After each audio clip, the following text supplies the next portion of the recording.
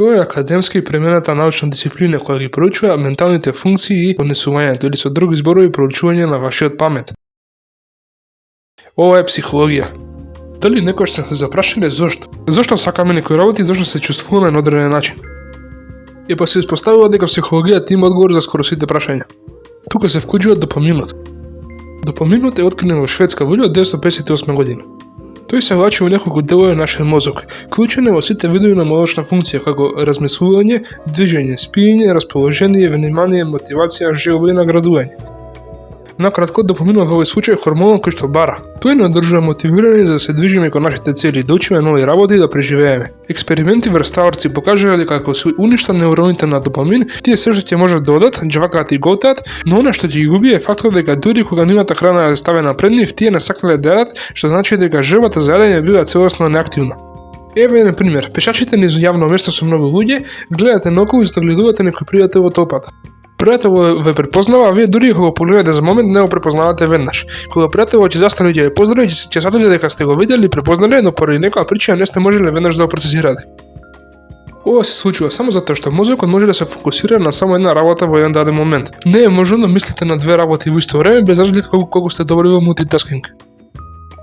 Луѓето се вешти со справување со повеќе работи одеднаш, што може да креира илузија на мултитаскинг. Исто така со текот на времето ние сме се научиле да правиме некоја физичка работа додека во главата мислиме на нешто друго, како на пример зборување на телефон и цртање во исто време.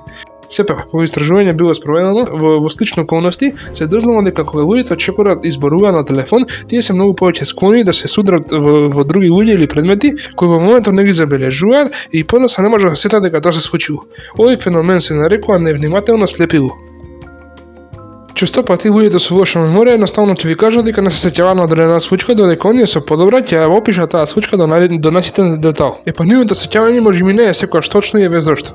Сеќавањата не се чуваат во уредно распределени папки кон компјутер кои ви возможува да ги погледнете кога сакате, туку тие се реконструираат секој пат кога ние ќе помислиме на нив. Но ова реконструкција некогаш ги меша сличните работи во нашата глава, а понекогаш дури и додава некои детали. Например, замислете го ова.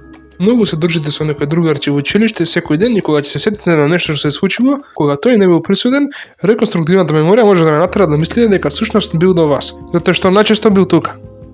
За вас тоа сеќавање има перфектна смисла затоа што ви изгледа исто така јасно како и навистина се случило. Затоа што мозокот во тој случај бара логични поврзувања за да поврзе нешто што на кое вие сакате да се сеќавате дека било така.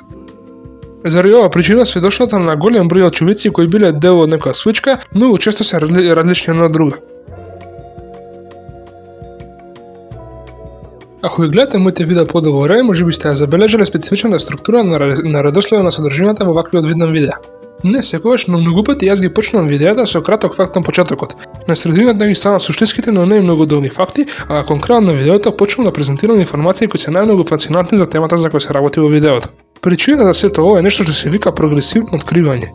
Тој е психолошки термин кој се користи за да се опише презентирање информации во зголемувачки обем во однос на комплексноста, затоа што на луѓето им е полесно да процесираат мали парчиња во одредена количина наместо еден голем базен на информации.